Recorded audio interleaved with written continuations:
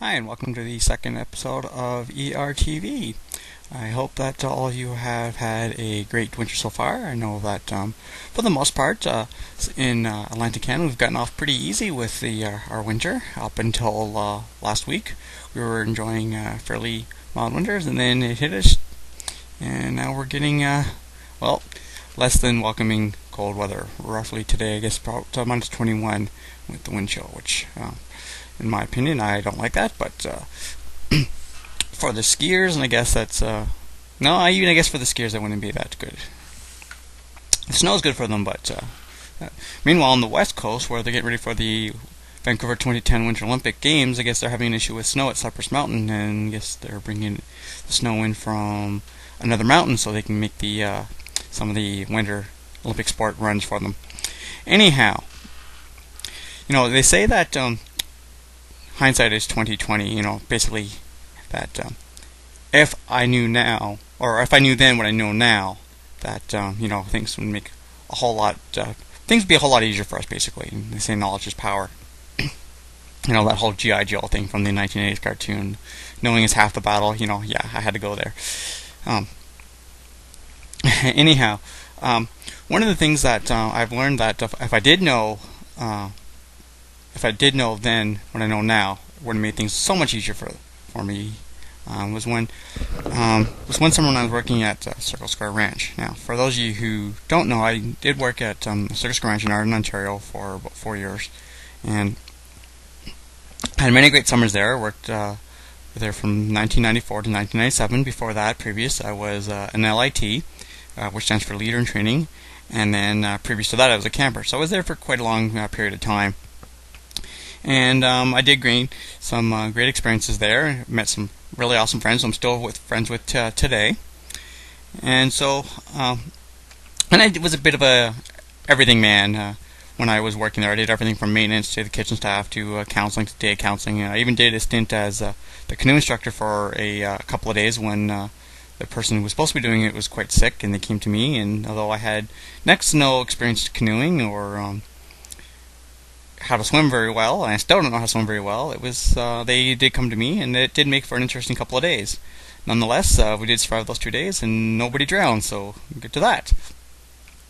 But anyhow, on the weekends, we normally had the days to ourselves, and we got to do pretty much anything that we wanted to do within reason, basically from noon Saturday to about noon Sunday after the campers had left. And as long as we weren't being a weekend counselor for the kids that were staying there over the weekend.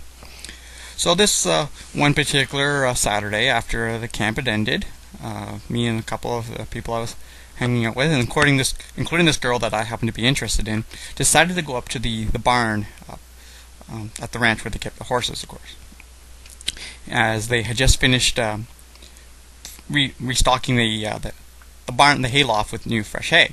And normally what goes on is you like to go up there on the weekends. You can kind of rearrange the hay, build little cool forts and all the time.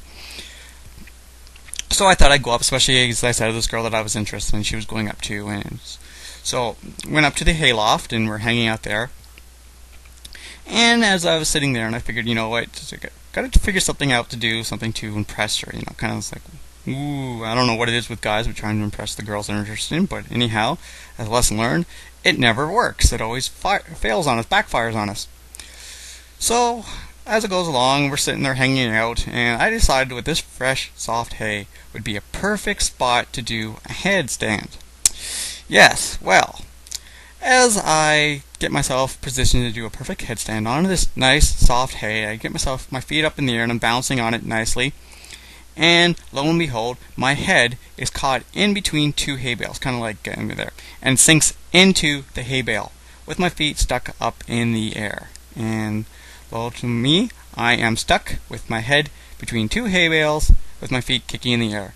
And if it wasn't for a couple of friends of mine, and unfortunately her helping me get out of the hay bale, I probably would still be there. Well, probably not, but yeah. So, needless to say that once again, something that guys that we should always stop doing and we'll never learn is, no matter what you do, we cannot pull fancy stunts to impress any woman. It just does not work. Lesson learned. I wish I knew that then, like I do now. Come to think of it, I probably would still do it today, just not the same way. Lesson learned.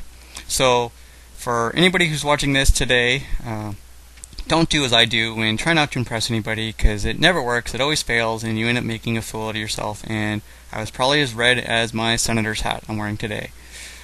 Alright, so I'm going to wrap up this second episode of ERTV. Thank you for watching, and I hope you have a great day.